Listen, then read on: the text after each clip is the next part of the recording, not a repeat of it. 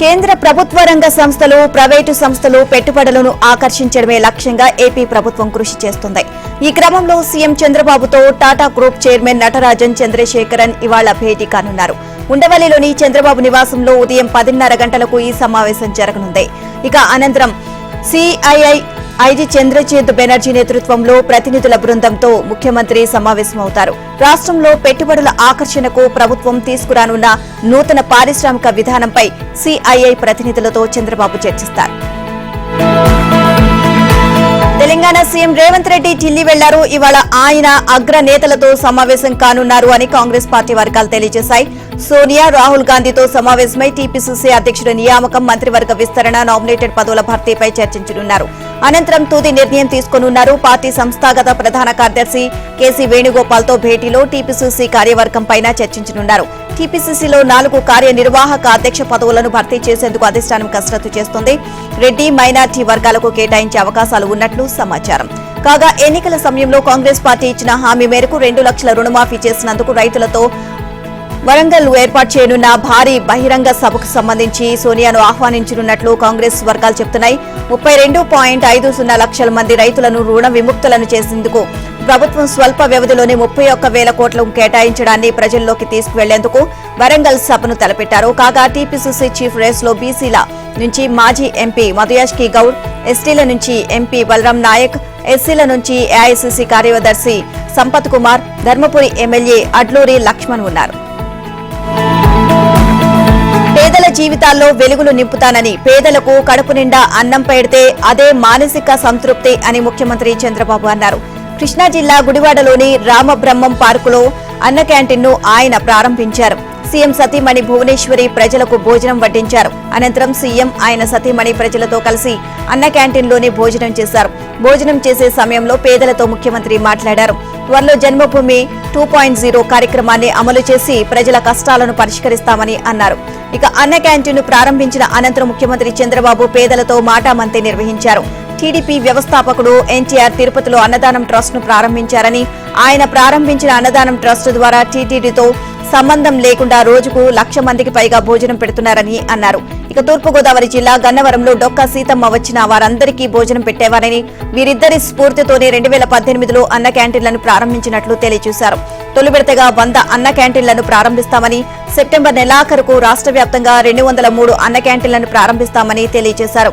ఇక ఒక్కో అన్న క్యాంటీన్ కు రోజుకు 26,250 రూపాయలు ఖర్చవుతుందని, 203 అన్న క్యాంటీన్లకు 53 లక్షలు అవుతుంది అని చంద్రబాబు తెలియజేశారు. ఈ ఖర్చు మొత్తాన్ని ప్రభుత్వం భరించలేదు అని, దాతలు ముందుకు వస్తే పథకాన్ని నిర్విరామంగా కొనసాగించవచ్చు అన్నారు. తమ సంపాదనలో 5% నగదును అన్న క్యాంటీన్లకు విరాళాల రూపంలో ఇవ్వాలి అని చంద్రబాబు ప్రజలకు పిలుపునిచ్చారు. దీంతో కృష్ణా జిల్లాకు చెందిన ఎంపీ, 7 ఎమ్మెల్యేలు 50 లక్షలను అన్న క్యాంటీన్లకు విరాళాలు ప్రకటించారు. ఇక దండమూడి చౌదరి 5,07,779 రూపాయల చెక్కును సీఎంకు అందజేశారు. ఏపీలో పునఃప్రారంభమైన అన్న క్యాంటీన్లకు విరాళాలు అందించే విషయంలో ప్రజల నుంచి భారీగా స్పందన వస్తోంది. పేదలకు 5 రూపాయలకే భోజనం అందించే నిమిత్తం పారిశ్రామికవేత్తలు, సాధారణ ప్రజలు, వృద్ధులు సైతం తరలివచ్చి విరాళాలు ఇస్తున్నారు. బుధవారం ఒక్కరోజే 2 కోట్ల రూపాయలకు పైగా విరాళాలు అందాయి. వివిధ వర్గాల ప్రజలు, సంస్థలు విరాళాలు ఇచ్చేందుకు ఆసక్తి చూపిస్తుండటంతో అన్న క్యాంటీన్ల నిర్వహణ చూస్తున్న మున్సిపల్ శాఖ విరాళాలు తీసుకునేందుకు బ్యాంకు ఖాతా వివరాలను ప్రకటించింది. విరాళాలు పంపించాలి అనుకునేవారు ఆ ఖాతాకు నేరుగా ఆన్లైన్ విధానంలో లేదా చెక్కు రాసి పంపించవచ్చు అని తెలిపింది. ఇక అన్న క్యాంటీన్స్ అకౌంట్ నెంబర్ 378181650997కు గుంటూరు చంద్రమౌళి నగర్ ఎస్బీఐ బ్రాంచ్ కు చెందేలా జమ చేయవచ్చు అని పేర్కొంది. ఎస్బీఐ ఐఎఫ్ఎస్ కోడ్ 00205441 నెంబర్కు నగదు పంపించవచ్చు అని తెలిపింది. గుడివాడలో జరిగిన అన్న క్యాంటీన్ ప్రారంభోత్సవ కార్యక్రమంలో ముఖ్యమంత్రి చంద్రబాబు ఈ ఖాతా వివరాలు ప్రకటించారు. ప్రజల భాగస్వామ్యంతో ఒక స్ఫూర్తి నింపేలా అన్న క్యాంటీన్ల నిర్వహణ ఉంటుంది అని సీఎం చెప్పారు. గత వైసీపీ పాలనలో అన్ని విధాలా తీవ్రంగా నష్టపోయిన ఆంధ్రప్రదేశ్ ను పునర్నిర్మించడమే ధ్యేయంగా కూటమి ప్రభుత్వం పనిచేస్తుందని డిప్యూటీ సీఎం పవన్ కళ్యాణ్ చెప్పారు. మాదక ద్రవ్య రహిత రాష్ట్రంగా ఏపీని తీర్చిదిద్దుతామని అన్నారు. గత ప్రభుత్వంలో శాంతి భద్రతలు పూర్తిగా దిగజారిపోయాయని ఆవేదన వ్యక్తం చేశారు. 78వ స్వాతంత్ర్య వేడుకల్లో భాగంగా పవన్ కాకినాడలో జాతీయ జెండా ఆవిష్కరించారు. అనంతరం పోలీసుల నుంచి గౌరవ వందనం స్వీకరించి ప్రసంగించారు. గత ప్రభుత్వంలో గాడి తప్పిన వ్యవస్థలకు పునర్వైభవం తీసుకురావడంతో పాటు ఆర్థికంగా అతలాకుతలమైన రాష్ట్రానికి జీవం పోస్తామని అన్నారు. రాష్ట్రంలో 20 లక్షల ఉద్యోగాలు ఇవ్వాలని లక్ష్యంగా విధించుకుని పనిచేస్తామని తెలియజేశారు. ఇక గత ప్రభుత్వంలో శాంతి భద్రతలు పూర్తిగా అదుపు తప్పాయి అన్న పవన్ సోషల్ మీడియాలో మహిళలపై తప్పుగా మాట్లాడే వారిపై నిఘా పెడతాం అని అన్నారు. మహిళలు ఆడబిడ్డలను కించపరిచేలా అసభ్యంగా మాట్లాడే వారిని ఉపేక్షించడం లేదు అని అన్నారు. ఇక సోషల్ మీడియాలో పోస్టుల దగ్గర నుంచి మెసేజ్ల వరకు ఆడబిడ్డలపై వేధింపులకు పాల్పడే వారిని వదిలే ప్రసక్తే లేదు అని పవన్ హెచ్చరించారు. ఆంధ్రప్రదేశ్లో జగన్ ప్రభుత్వంలో చట్టబండలు చేసి భూములను దోచుకున్న దారుణాలపై విచారణ మొదలైంది. మదనపల్లిలో రెవెన్యూ ఆఫీసును తగలబెట్టిన ఉదంతం జగన్ పాలనలోని అక్రమాలు అత్యంత దుర్మార్గంగా జరిగాయని తేల్చేసింది. ఆ ఘటన జరగడానికి ముందే జగన్ హయాం నాటి భూదందాలపై దృష్టి పెట్టిన కూటమి ప్రభుత్వం ఆ తర్వాత నుంచి వేగం పెంచింది. ఇప్పుడిక భూ రికార్డుల పరిశీలన, రిజిస్ట్రేషన్ల తనిఖీకి శ్రీకారం చుట్టింది. రాయలసీమ నుంచి కార్యక్రమం మొదలుపెట్టింది. ఇక రాయలసీమలోని 5 జిల్లాలతో పాటు ప్రకాశం జిల్లా పరిధిలోని 6 రెవెన్యూ డివిజన్లు, 18 మండలాల పరిధిలో భూపత్రాల పరిశీలన ప్రారంభమైంది. ఎంపిక చేసిన స్పెషల్ గ్రేడ్ డిప్యూటీ కలెక్టర్లతో ప్రత్యేక బృందాలను ఏర్పాటు చేసి విచారణ చేయిస్తున్నట్లు తెలిసిందే. ఇందుకోసం 6 రకాల ప్రొఫార్మాలను రూపొందించి డేటా నమోదు చేయిస్తున్నారు. నిజానికి 2 వారాల్లోగానే రికార్డుల పునః పరిశీలన చేయాలని భూ పరిపాలన ప్రధాన కమిషనర్ జయలక్ష్మి ఆదేశాలు ఇచ్చారు. అయితే ప్రాథమిక విచారణలోనే వైసీపీ నేతల భూముల పుట్టలు బయటకొస్తున్నాయని, ఇక రికార్డుల పునః పరిశీలన పూర్తవడానికి మరింత సమయం పడుతోంది అని అధికారులు నివేదించినట్లు తెలిసిందే. ఇక ఈ 6 జిల్లాల నుంచి వచ్చే ఫలితాల ఆధారంగా మరిన్ని ప్రొఫార్మాలు రూపొందించి డేటా సేకరణకు సిద్ధం చేయాలని సీసీఎల్ఏ ఆదేశాలు జారీ చేసినట్లు తెలిసిందే. అయితే ప్రాథమిక విచారణలో కొందరు వైసీపీ నేతల భూముల దందా చిట్టా స్పష్టంగా బయటకొస్తున్నట్లు తెలిసిందే. అందులో తిరుపతి జిల్లా పరిధిలోని శ్రీకాళహస్తికి చెందిన ఓ మాజీ ఎమ్మెల్యే అక్రమాలు పుంఖానుపుంఖాలుగా వెలుగు చూస్తున్నట్లు సమాచారం. పునః పరిశీలన చేస్తున్న అధికారుల బృందానికే మతిపోయేలా ఆ నేత అక్రమాలు ఉన్నట్లు తెలుస్తోంది. గత 5 ఏళ్లలో జగన్ ప్రభుత్వం తనకు ఉన్న అధికారాలతో ప్రతిపక్ష నాయకులపై, సామాన్యులపై ఎడాపెడా దొంగ కేసులు పెట్టింది. ఇప్పుడు అధికారంలోకి వచ్చిన కూటమి ప్రభుత్వం వాటిని సమీక్షిస్తుంది అనగానే జగన్ రోతపత్రిక ఉలిక్కపడుతోంది. 5 ఏళ్ల పాటు జగన్ పెట్టిన దొంగ కేసులు గుట్టురట్టవుతుంది అని భయమా? ఆ కేసులన్నీ నిజమే అనుకుని నమ్మి ఓట్లేసి 11 సీట్లు ఇచ్చిన ఓటర్లు కూడా దూరం అవుతారని కంగారా? ఈ కేసులను సమీక్షల పేరుతో చంద్రబాబు నీరుగార్చుతున్నారు అంటూ బులుగు మీడియాలో ఒక ఏడుపు గొడ్డు కథనం ప్రచురించారు.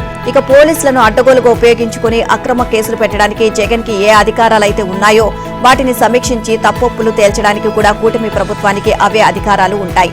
తప్పుడు కేసుల లోగుట్టు బయటపెడితే అందుకోసం వారు చేసిన ఘోరాలు వెలుగులోకి తెస్తే అధికార దుర్వినియోగం ఏ స్థాయిలో చేశారో ప్రజలకు మరింత స్పష్టం వస్తుంది. ఇక జగన్ హయాంలో 3,000కు పైగా ప్రతిపక్ష నాయకులపై కేసులు పెట్టారు. 2,560 మందికి పైగా అరెస్ట్ చేసి జైల్లో పెట్టారు. గతంలో చంద్రబాబుపై ఒక్క బాబ్లీ కేసు మాత్రమే ఉండేది. కానీ జగన్ హయాంలో ఏకంగా 17 అక్రమ కేసులు బనాయించారు. పవన్ కళ్యాణ్పై 7 కేసులు, జేసీ ప్రభాకర్ రెడ్డిపై 66 కేసులు నమోదు చేసింది వైసీపీ ప్రభుత్వం. ప్రభుత్వం మారిన తర్వాత ఉపశమనం కలగాలని ఇక సీఎం చంద్రబాబు కేసులను సమీక్షించి బాధితులకు ఉపశమనం కలిగించేందుకు పూనుకున్నారు. చంద్రబాబును స్కిల్ డెవలప్మెంట్ కేసులో అక్రమంగా అరెస్ట్ చేశారు. బాబు అరెస్ట్ జరిగిన తర్వాత 8 నెలల పాటు వైసీపీనే అధికారంలో ఉంది. కానీ ఒక్క ఆధారం కూడా చూపలేకపోయారు. అలాంటప్పుడు ఆ కేసు కక్షపూరితం, అక్రమమే అవుతుంది. ఇలాంటి వాటిని ఎందుకు భరించాలి? అందుకే ప్రభుత్వం దిద్దుబాటుకు సిద్ధమైంది. గత వైసీపీ ప్రభుత్వ నిర్వాకంతో ఢిల్లీలో ఆంధ్రప్రదేశ్ పరువు పోతుంది. రాష్ట్రంలో కేంద్ర పథకాల అమలులో ఆయా శాఖల చెందిన అప్పటి రాష్ట్ర అధికారులు వ్యవహరించిన తీరు ఇప్పుడు కొత్త అధికారులకు ఇబ్బందిగా మారింది. ఇక ఇప్పట్లో జగన్ చెప్పినట్లు చేసిన ఐఏఎస్ అధికారులు ఇప్పుడు ఆ శాఖల నుంచి మారిపోయారు. కొత్తగా వచ్చిన అధికారులకు ఆయా శాఖల్లో గత 5 ఏళ్లలో జరిగిన నిర్వాకాలు తెలియవు. దీంతో ఢిల్లీలో అధికారులు వేసే ప్రశ్నలకు వారంతా కంగు తింటున్నారు. కొంతమంది అధికారులైతే సమీక్షా సమావేశం అంతా మౌనంగా కూర్చొని వింటున్నారే తప్ప ఒక్క ప్రశ్నకు కూడా సమాధానం చెప్పలేని పరిస్థితి ఏర్పడింది. కొన్ని శాఖలకు సంబంధించి అయితే అధికారులు గత 5-6 ఏళ్లు ఢిల్లీ సమావేశాలకు డుమ్మా కొట్టారు. వారి స్థానాల్లోకి కొత్తగా వచ్చిన అధికారులకు ఇప్పుడు ఢిల్లీలో నెగ్గుకు రావడం ఇబ్బందికరంగా మారింది. పంచాయతీరాజ్, గ్రామీణాభివృద్ధి శాఖలు, గిరిజన సంక్షేమ శాఖ, సామాజిక న్యాయం, సాధికారత, తాగునీటి సరఫరా మంత్రిత్వ శాఖల్లో ఇప్పుడు ఇదే పరిస్థితి నెలకొంది.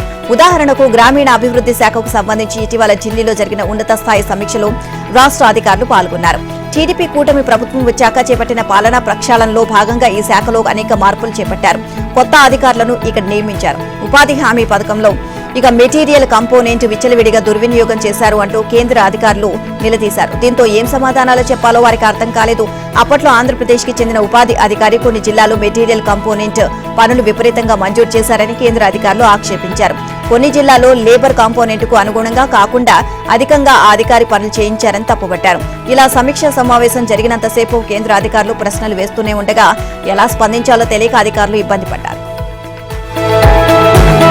వైసీపీ ప్రభుత్వంలో నిర్వహించిన ఆడదాం ఆంధ్ర టోర్నమెంట్లో నిధుల దుర్వినియోగం జరిగింది అని వస్తున్న ఆరోపణలపై విచారణ చేయాలని ఎన్టీఆర్ జిల్లా పోలీసు కమిషనర్ ను సిఐడి ఆదేశించింది. దీనికి సంబంధించి ఒక మెమోను కమిషనర్ కార్యాలయానికి పంపింది.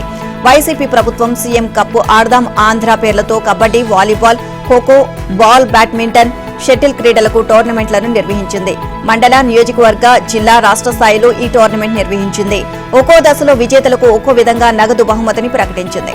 ఈ టోర్నమెంట్లకు ప్రభుత్వం 125 కోట్లు విడుదల చేసింది. అందులో 105 కోట్లు దుర్వినియోగం జరిగింది అని ఆర్ట్యాపార్ట్య సీఈఓ రంభా ప్రసాద్ సిఐడికి ఫిర్యాదు చేశారు.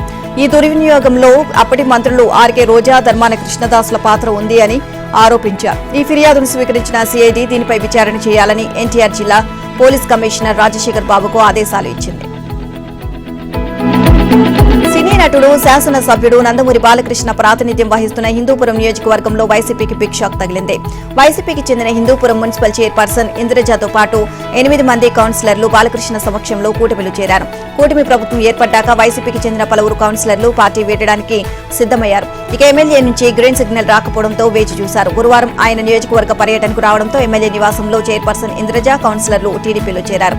ఈ సందర్భంగా చైర్పర్సన్ ఇంద్రజ మాట్లాడుతూ ఎమ్మెల్యే బాలకృష్ణ నియోజకవర్గాన్ని అన్ని విధాలా అభివృద్ధి చేస్తారు అన్న నమ్మకంతోనే టీడీపీలో చేరాము అని అన్నారు. మున్సిపాలిటీలో మొత్తం 38 మంది కౌన్సిలర్లు ఉన్నారు. వీరిలో 30 మంది వైసీపీ, 6 టీడీపీ సభ్యులు ఉన్నారు. బీజేపీ, ఎంఐఎం తరపున ఒక్కొక్కరు గెలిచారు. ఎన్నికలకు ముందు వైసీపీ నుంచి 2, ఎంఐఎం నుంచి 1 టీడీపీలో చేరారు. గురువారం 9 మంది చేరడంతో టీడీపీ బలం 19కి చేరింది. ఇక టీడీపీ చైర్మన్ పీఠాన్ని దక్కించుకోవడానికి మరో కౌన్సిలర్ అవసరం. ఇక ఎమ్మెల్యే, ఎంపీ ఓటు కలుపుకుంటే 21కి చేరుతోంది. దీంతో చైర్మన్ పదవి టీడీపీకి వశం కానుంది. మరికొంతమంది కూడా టీడీపీలో చేరడానికి సిద్ధంగా ఉన్నారు. తెలంగాణలో కొత్తగా ఏర్పాటు చేస్తున్న Telangana young India skill university board of governance chairman గా ప్రముఖ పారిశ్రామికవేత్త మహీంద్రా గ్రూప్ సంస్థల చైర్మన్ ఆనంద్ మహీంద్రాను రాష్ట్ర ప్రభుత్వం నియమించింది. అలాగే ప్రముఖ విద్యావేత్త శ్రీనివాస్ సి రాజు ఈ యూనివర్సిటీకి బోర్డ్ ఆఫ్ గవర్నెన్స్ సభ్యుడిగా కో చైర్మన్ హోదాలో నియమితులయ్యారు. ఈ మేరకు తాజాగా ఉత్తర్వులను జారీ చేశారు. వీరు ఏడాది పాటు ఈ పదవుల్లో కొనసాగనున్నారు. Anand Mahindra automobile, aerospace, defence, energy, IT వంటి రంగాల్లో ప్రఖ్యాతిగాంచిన మహీంద్రా గ్రూప్ సంస్థలకు చైర్మన్ గా ఉన్న విషయం తెలిసిందే. Harvard business school, Harvard global advisory council, advisory committee, Asia business council వంటి అనేక ప్రతిష్టాత్మక సంస్థల సభ్యుడిగా ఉన్నారు. పద్మభూషణ్ తో పాటు అనేక అవార్డులు పొందారు. ముఖ్యమంత్రి రేవంత్ రెడ్డి ఇటీవల ఆనంద్ మహీంద్రాతో ప్రత్యేకంగా సమావేశమై స్కిల్ యూనివర్సిటీ ఏర్పాటు లక్ష్యాలను వివరించిన విషయం తెలిసిందే. ఇక ఈ యూనివర్సిటీకి చైర్మన్ గా కొనసాగాలి అని కోరిన విషయం కూడా తెలిసిందే. దీనికి కొనసాగింపుగా తాజాగా ప్రభుత్వం ఉత్తర్వులను జారీ చేసింది. ప్రభుత్వ, ప్రైవేటు భాగస్వామ్యంలో ఈ స్కిల్ ఇండియా యూనివర్సిటీని ఏర్పాటు చేస్తూ ఇటీవల అసెంబ్లీలో బిల్లును ఆమోదించిన విషయం తెలిసిందే. అలాగే ఈ యూనివర్సిటీ నిర్మాణానికి కూడా ముఖ్యమంత్రి ఇప్పటికే శంకుస్థాపన చేసిన విషయం తెలిసిందే. రాష్ట్ర ఆర్థిక వ్యవస్థను కేసీఆర్ కుటుంబం ఆగం చేసిందని, ప్రాజెక్టుల రీడిజైన్ పేరుతో కమిషన్లు దండుకున్నారు అని సీఎం రేవంత్ రెడ్డి ఆరోపించారు. ఈ భాగోతం బయటపడుతుంది అని సీతారామకు డీపీఆర్ ఇవ్వలేదు అన్నారు. భద్రాద్రి జిల్లా ములకలపల్లి మండలం పూసుగూడెంలో సీతారామ ఎత్తిపోతల పంప్ హౌస్ స్విచ్ ఆన్ చేసి నీటిని విడుదల చేశారు. ఇక మంత్రులు ఉత్తమ్ కుమార్ రెడ్డి, తుమ్మల నాగేశ్వరరావు, పొంగిరెడ్డి శ్రీనివాస్ రెడ్డి సమక్షంలో పైలాను ఆవిష్కరించి విలేకరుల సమావేశంలో మాట్లాడారు. నాగార్జున సాగర్ నీరు రాకపోయినా ఖమ్మం జిల్లా ఆయకట్టుకు ఇబ్బంది లేకుండా గోదావరి జలాలను వైరా జలాశయానికి అనుసంధానం చేశామని అన్నారు. ఎన్కూరు లింక్ కెనాల్ పనులను డిప్యూటీ సీఎం బట్టి మంత్రులు తుమ్మల, పొంగులేటి, ఉత్తమ్ యుద్ధ ప్రాతిపదికగా పూర్తి చేయించారని ప్రశంసించారు. కేసీఆర్ ప్రాజెక్టులకు 1.80 లక్షల కోట్లు ఖర్చు పెట్టినా ఉమ్మడి ఖమ్మం జిల్లాలకు మాత్రం నీళ్లు ఇవ్వలేకపోయారు అని అన్నారు. ఇక 4 ఏళ్లుగా పంపు హౌస్ కు విద్యుత్ కనెక్షన్ ఇవ్వలేదు అన్నారు. కేసీఆర్, హరీష్ బోగస్ మాటలు చెప్తారు కాబట్టి ఆ పార్టీ నేతలు నీళ్ల కోసం ఆందోళన. మాజీ మంత్రి కేటీఆర్ వ్యాఖ్యలపై తెలంగాణ మహిళా కమిషన్ సీరియస్ అయింది. ఆర్టీసీ ఉచిత బస్సుల్లో మహిళలు బ్రేక్ డాన్సులు, రికార్డింగ్ డాన్సులు చేసుకోవచ్చు అన్న వ్యాఖ్యలను తప్పుపట్టింది. కేటీఆర్ వ్యాఖ్యల్ని సుమోటోగా తీసుకున్న మహిళా కమిషన్ ఆయనకు ఇవాళ నోటీసులు జారీ చేయనుంది. ఇక ఉచిత ఆర్టీసీ బస్సు ప్రయాణంపై కేటీఆర్ చేసిన వ్యాఖ్యలపై తెలంగాణ మహిళా కమిషన్ చైర్మన్ శారద ఆగ్రహాన్ని వ్యక్తం చేశారు. మహిళల పట్ల కేటీఆర్ వ్యాఖ్యలు సరికాదు అన్నారు. సమాజంలో మహిళలకు ప్రాధాన్యత ఇవ్వాలని కేటీఆర్ చేసిన వ్యాఖ్యలపై వివరణ కోరుతూ శుక్రవారం నోటీసులు జారీ చేస్తామని ఆమె చెప్పారు. ఇక మంత్రి సీతక్క కూడా కేటీఆర్ వ్యాఖ్యలపై మండిపడ్డారు. తెలంగాణ మహిళలపై కేటీఆర్ అసభ్యకర వ్యాఖ్యలు చేశారంటూ ఫైర్ అయ్యారు. మీ తండ్రి మీకు నేర్పిన సంస్కారం ఇదేనా అంటూ ఆమె కేటీఆర్ ను నిలదీశారు. తెలంగాణ మహిళలపై బీఆర్ఎస్ వర్కింగ్ ప్రెసిడెంట్ కేటీఆర్ చేసిన వ్యాఖ్యలపై కాంగ్రెస్ పార్టీ సీరియస్ అయింది. మహిళల ఉచిత బస్సు ప్రయాణంపై మాజీ మంత్రి కేటీఆర్ అనుచిత వ్యాఖ్యలు చేయడాన్ని అధికార పార్టీ నేతలు తీవ్రంగా ఖండిస్తున్నారు.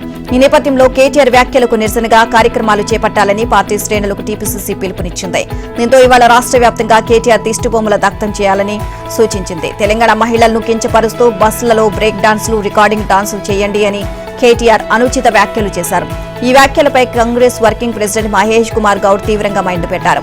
తెలంగాణ మహిళల పట్ల ఇంత అవమానకరంగా మాట్లాడతారా అని ధ్వజమెత్తారు. మహిళల ఆత్మ గౌరవాన్ని దెబ్బతీసిన కేటీఆర్ వైఖరిని నిరసిస్తూ మండల, నియోజకవర్గ, జిల్లా కేంద్రాల్లో దిష్టిబొమ్మల దగ్ధం, నిరసన కార్యక్రమాలు చేపట్టాలి అన్నారు. ఈ నిరసన కార్యక్రమాల్లో మహిళలు పెద్ద సంఖ్యలో పాల్గొనాలి అని పిలుపునిచ్చారు. కేటీఆర్ మహిళా లోకానికి క్షమాపణ చెప్పాలని కాంగ్రెస్ డిమాండ్ చేయాలని పార్టీ శ్రేణులకు సూచించారు. మాదక ద్రవ్యాలకు బానిసలై జీవితాలను నాశనం చేసుకుంటున్న వారి కోసం మహబూబాబాద్ జిల్లా మీకోసం పోలీసులు అంటూ పోలీసులు చేపట్టిన కార్యక్రమాన్ని మంత్రి సీతక్క అభినందించారు. కొత్తగూడెం మండలం ఏకలవ్య పాఠశాలలో గత 4 రోజులుగా పోలీసులు నిర్వహిస్తున్న క్రీడల ముగింపు సమావేశానికి మంత్రి సీతక్క ముఖ్య అతిథిగా హాజరయ్యారు. సీతక్కకు పోలీసులు, విద్యార్థులు, యువత, ఆదివాసీ నృత్యాలతో ఘన స్వాగతం పలికారు. ఈ సందర్భంగా మంత్రి సీతక్కతో పాటు జిల్లా ఎస్పీ విద్యార్థులతో కలిసి నృత్యాలు చేశారు. ఎస్పీగా బాధ్యతలు చేపట్టిన సుధీర్ రాంనాథ్ కేకన్ జిల్లా వ్యాప్తంగా గుడుంబా, గంజాయి, ఇతర నిషేధిత మాదక ద్రవ్యాలపై ఉక్కుపాదం మోపారని మంత్రి సీతక్క తెలియజేశారు. యువత పెడదారి పట్టకుండా క్రీడలు నిర్వహిస్తూ ప్రోత్సహిస్తున్నారని తెలియజేశారు. అనంతరం వాలీబాల్లో గెలుపొందిన వారికి మంత్రి సీతక్క చేతుల మీదుగా బహుమతులు అందజేశారు. హైదరాబాద్ నిజాంపేట కార్పొరేషన్ పరిధి ఎర్రచెరువు భూమిలో అక్రమంగా నిర్మించిన 3 భవనాలను హైడ్రా కూల్చివేస్తుంది. 5 అంతస్తుల భవనం ఒకదాన్ని పూర్తిగా నేలమట్టం చేసింది. రాజకీయ నాయకులు, ప్రజాప్రతినిధులు అభ్యంతరం చెబుతున్నా హైడ్రా వెనక్కి తగ్గలేదు. గురువారం తెల్లవారుజామున భారీ పోలీస్ బందోబస్తు మధ్య కూల్చివేత పని మొదలైంది. నిబంధనలకు విరుద్ధంగా హెచ్ఎండీఏ ఈ భవనాల నిర్మాణానికి అనుమతి ఇచ్చిన హైకోర్టు ఆదేశాలతో పలు విభాగాలు సంయుక్తంగా పరిశీలించి ఇచ్చిన నివేదిక ఆధారంగా వాటిని కూల్చివేయాలని హైడ్రా కమిషనర్ ఏవి రంగనాథ్ నిర్ణయం తీసుకున్నారు. ప్రగతి నగర్ పరిధిలో ఉన్న ఈ చెరువు FTLలో 360 చదరపు గజాల చొప్పున ఉన్న ఫ్లాట్లలో కొందరు స్టీల్ ప్లస్ 5 అంతస్తులుగా 3 భవనాలు నిర్మించారు. 2 భవనాల్లో ఫ్లోరింగ్, కొంతమేర పెయింటింగ్ పనులు పూర్తయ్యాయి. మరో భవనంలో బయటి వైపు ప్లాస్టరింగ్ చేయాల్సి ఉంది. ఒక్కో భవనం పూర్తి స్థాయిలో కూల్చేందుకు 12 గంటలు పడుతోంది. గురువారం రాత్రి భారీ వర్షంతో పనులకు అంతరాయం కలిగింది. ఇవాళ మిగతా 2 భవనాలను పూర్తి స్థాయిలో కూల్చివేస్తాము అని అధికారులు చెబుతున్నారు. ఏపీలో ప్రజా సమస్యల పరిష్కారమే లక్ష్యంగా వారధి పేరుతో బీజేపీ కార్యక్రమాన్ని ప్రారంభించింది. విజయవాడలోని బీజేపీ రాష్ట్ర కార్యాలయంలో పురంధేశ్వరి దీన్ని ప్రారంభిస్తారు. ఇక రోజుకొక ప్రజాప్రతినిధి పార్టీ కార్యాలయంలో ప్రజలకు అందుబాటులో ఉంటారు అని చెప్పారు. రాష్ట్రంలోని వివిధ ప్రాంతాల నుంచి వచ్చే ప్రజల వినతులు స్వీకరిస్తామని, వారి సమస్యలను ప్రభుత్వం దృష్టికి తీసుకువెళ్తాము అని అన్నారు. ఇక ప్రతి సమస్యను సంబంధిత ప్రభుత్వ శాఖలకు పంపి పరిష్కారం దిశగా బీజేపీ ఎంపీలు, ఎమ్మెల్యేలు, మంత్రులు పనిచేస్తారని పురంధేశ్వరి తెలియజేశారు. ఇక గురువారం పలువురు సమస్యలపై వినతులు ఇచ్చారు. కడప జిల్లా కురుమామిళ్ల మండలం కొర్రపాటిపల్లిలో కల్లూరి బాబు అనే వ్యక్తిని వైసీపీ నాయకుడు రాజారెడ్డి ఈ ఏడాది ఫిబ్రవరి 28న హత్య చేయించిన పోలీసులు చర్య తీసుకోలేదని బాధితులు వాపోయారు. కృష్ణా జిల్లా వీరపనేనిగూడెం, టెంపుల్లి, మర్లగూడెం గ్రామాలకు అనుకూలంగా ఉన్న ర్యాంపును నేషనల్ హైవే అధికారులు తొలగించారు. దీంతో అదనంగా 4 కిలోమీటర్లు చుట్టుకుని రైల్వే గేటు దాటి రాకపోకలు సాగించాల్సి వస్తుంది. ర్యాంపు తిరిగి ఏర్పాటు చేయించాలి అని గ్రామస్తులు కోరారు. ప్రకాశం జిల్లాలో 2019-24 మధ్య కేంద్రం ఇచ్చిన 3,383 కోట్ల ఉపాధి నిధుల్లో 500 కోట్లు వైసీపీ నేతలు అవినీతి చేశారని, న్యామ అధికారులపై విచారణ జరిపించాలని ఆ జిల్లాకు చెందిన వారు కోరారు. రీజనల్ రింగ్ రోడ్ ఉత్తర భాగం నిర్మాణ పనుల్లో మరో కీలక అడుగు పడింది. ఈ రహదారి నిర్మితమయ్యే మార్గంలో అవసరమవుతున్న అటవీ భూములకు ప్రత్యామ్నాయంగా రాష్ట్ర ప్రభుత్వం 160.68 ఎకరాలు అటవీయేతర భూములను మహబూబాబాద్ జిల్లాలో కేటాయించింది. ఈ వివరాలను NHAI తెలంగాణ విభాగానికి చెందింది. వాటిని NHAI కేంద్ర ప్రభుత్వంతో పాటు జాతీయ రహదారులు మంత్రిత్వ శాఖకు నివేదించింది. దీంతో ఉత్తర భాగం నిర్మాణానికి అటవీ అనుమతులు త్వరితగతిన మంజూరయ్యే అవకాశాలు కనబడుతున్నాయి. ఈ అనుమతుల కోసం NHAI ఇటీవల కేంద్ర అటవీ పర్యావరణ శాఖకు దరఖాస్తు చేసింది. ఈ రహదారి నిర్మాణ మార్గంలో 48,765 చెట్లపై ప్రభావం పడుతుందని ఆ దరఖాస్తులో NHAI అధికారులు పేర్కొన్నారు. RRR విషయంలో కృత నిశ్చయంతో ఉన్న రాష్ట్ర ప్రభుత్వం NHAIకు పూర్తి సహకారం అందిస్తోంది. యూటిలిటీస్ ఛార్జీల చెల్లింపు విషయంపైన చర్చలు జరపడంతో 363 కోట్లను తామే భరిస్తామని కేంద్ర మంత్రి ప్రకటించారు. ఇలా RRR విషయంలో రాష్ట్ర ప్రభుత్వం ఒక్కో సమస్యను అధిగమిస్తూ వస్తోంది. ఇప్పుడు అటవీయేతర భూముల కేటాయింపులోనూ వేగంగా చర్యలు తీసుకుంటారు. భువనగిరిలో నకిలీ ధృవీకరణ పత్రాల తయారీ రాకెట్ గుట్టురట్టయింది. ప్రభుత్వ నకిలీ గెజిట్ తయారీకి కూడా ఆగంతుకులు వెనుకాడట్లేదు. మత మార్పిడి చేపట్టి వారికి నకిలీ ధృవీకరణ పత్రాలు అందజేయడంతో పాటు కేంద్ర ప్రభుత్వం జారీ చేసినట్లు నకిలీ గెజిట్లను సృష్టించి వాటిని ముద్రించి సొమ్ము చేసుకుంటున్నారు. ఈ విషయం తెలిసి నిందితుల్ని పట్టుకున్న పోలీసులు కోర్టులో హాజరుపరచగా వారికి రిమాండ్ విధించారు. భువనగిరిలో ఉపాధి కల్పిస్తామని ఆశ చూపి నిరుద్యోగ యువకులకు హిందూ మతం నుండి ఇస్లాం మతంలో చేర్చి వారికి కావాల్సిన పత్రాలు ఇచ్చి వారి నుంచి డబ్బులు తీసుకుంటున్నారు. మత మార్పిడికి కావాల్సిన ఆధార్, ఎలక్షన్, ఇతర ధృవీకరణ పత్రాలను తయారు చేసి ఒక్కొక్కరి వద్ద నుంచి 20,000 నుంచి 50,000 వరకు వసూలు చేస్తున్నారు. మొదటిగా 2008లో మత మార్పిడి చేసుకున్న అబ్దుల్లా అలియాస్ గణేష్ 2019 సంవత్సరం వరకు ఇస్లాం మతస్థుడిగా ధృవీకరణ పత్రం రాకపోవడంతో ఈ నకిలీ ఇస్లాం గుర్తింపు పత్రాల తయారీకి శ్రీకారం చుట్టాడు. భువనగిరిలోనే సుమారుగా 10 మందికి పై పత్రాలు అందజేసి ఇస్లాం మతంలోకి మతం మార్చినట్లుగా సమాచారం. ఈ రాకెట్ తన కార్యకలాపాలను విస్తరించి భువనగిరి నుండి హైదరాబాద్ మీదుగా ఢిల్లీ వరకు విస్తరించారు.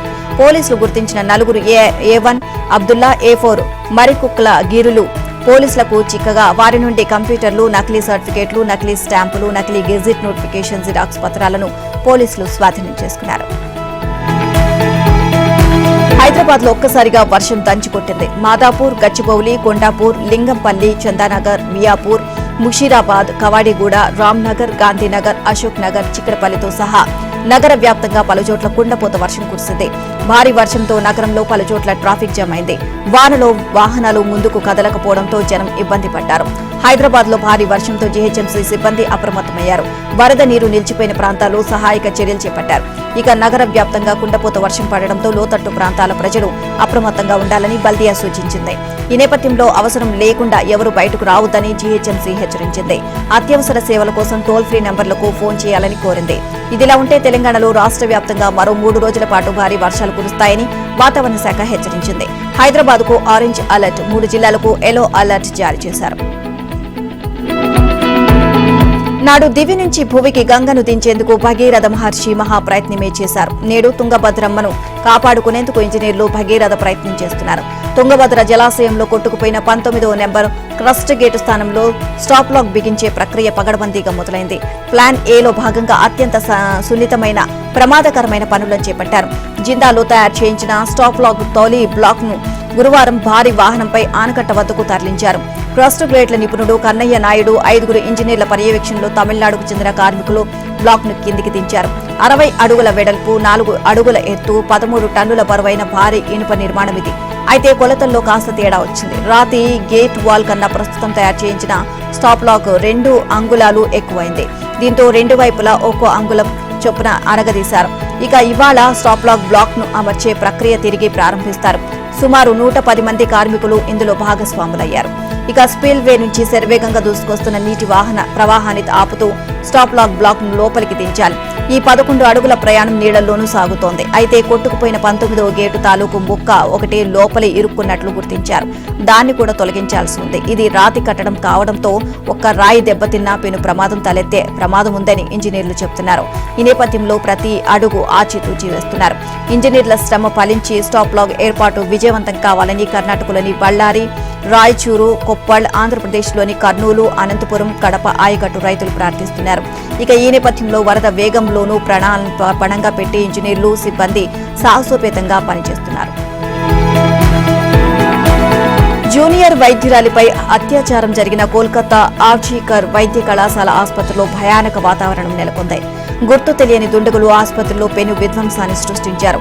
ఆందోళనకారుల ముసుగులో ఆ పరిసరాల్లోకి వచ్చిన గూండాలు ఆసుపత్రిలోకి చొచ్చుకు వెళ్లారు. దవాఖానా ఆస్తులు, విలువైన వైద్య పరికరాలను ధ్వంసం చేశారు. అత్యాచార ఘటనపై నిరసన వ్యక్తం చేస్తున్న జూనియర్ డాక్టర్లపైన దాడికి పాల్పడ్డారు. సీసీ కెమెరాలను పగలగొట్టారు. జూనియర్ డాక్టర్పై అత్యాచారం ఘటనకు సంబంధించి నిరసనగా ఆగస్టు 9 నుంచి అక్కడి వైద్యులు ఆందోళన వ్యక్తం చేస్తున్న వేదిక వద్దకొచ్చి భయానక వాతావరణాన్ని సృష్టించారు. గూండాల దాడిలో కొందరు వైద్య సిబ్బంది, పోలీసులకు గాయాలయ్యాయి. ఆసుపత్రి ప్రాంగణంలోని పోలీసు వాహనం, కొన్ని ద్విచక్ర వాహనాలు ధ్వంసమయ్యాయి. పోలీసులు బాష్ప వాయువును ప్రయోగించి లాఠీచార్జ్ చేసి ఆ మోకను చెదరగొట్టడంతో పరిస్థితి అదుపులోకి వచ్చింది. గూండాల దాడిలో ఆసుపత్రి ఆస్తులకు తీవ్ర నష్టం జరిగిందని పోలీసులు తెలియజేశారు. ప్రణయ్ దాస్ అనే ఆసుపత్రి సెక్యూరిటీ గార్డ్ మాత్రం దుండగులు 500 నుంచి 1000 మంది దాకా ఉన్నారని చెప్పడం విశేషం. ఈ ఘటనకు సంబంధించి ఇప్పటిదాకా 9 మందిని పోలీసులు అరెస్టు చేశారు. కాగా జూనియర్ వైద్యురాలిపై అత్యాచారం ఘటన తాలూకు ఆధారాలను చెరిపివేసేందుకే ఓ వర్గం ఈ దాడికి పాల్పడినట్టుగా ప్రచారం జరుగుతోంది. ఈ నేపథ్యంలో కోల్కతా పోలీసులు కీలక ప్రకటన చేశారు. వైద్య కళాశాలలో సెమినార్ రూమ్ లో జూనియర్ వైద్యురాలిపై అత్యాచారం జరిగింది. ఘటనాస్థలి చెక్కు చెదరకుండా ఉంది. అక్కడికెవరూ రాలేదు అని స్పష్టం చేశారు. మరోవైపు ఆసుపత్రిపై దుండగుల దాడిపై అక్కడి నర్సులు తీవ్ర నిరసన వ్యక్తం చేస్తున్నారు. ప్రపంచవ్యాప్తంగా మంకీ పాక్స్ వేగంగా విజృంభిస్తుంది. కేసుల సంఖ్య భారీగా పెరుగుతూ ఉండటంతో ప్రపంచ ఆరోగ్య సంస్థ తీవ్ర ఆందోళన అయితే వ్యక్తం చేస్తోంది. అంతేకాదు ఈ వ్యాప్తి విషయమై ఓ గ్లోబల్ పబ్లిక్ హెల్త్ ఎమర్జెన్సీని ప్రకటించింది. WHO ఇలా ప్రకటించడం 2 ఏళ్లలో ఇది రెండోసారి.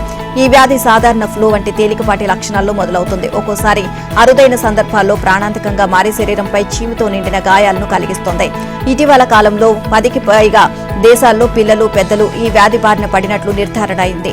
కాంగోలో ఈ వైరస్ కు చెందిన కొంత వర్షన్ వ్యాప్తి చెందుతున్నట్లు Africa centres for disease control and prevention తెలియజేసింది. ఈ ఏడాది 15,000 కేసులు మరియు 537 మరణాలు నమోదయ్యాయని WHO వెల్లడించింది.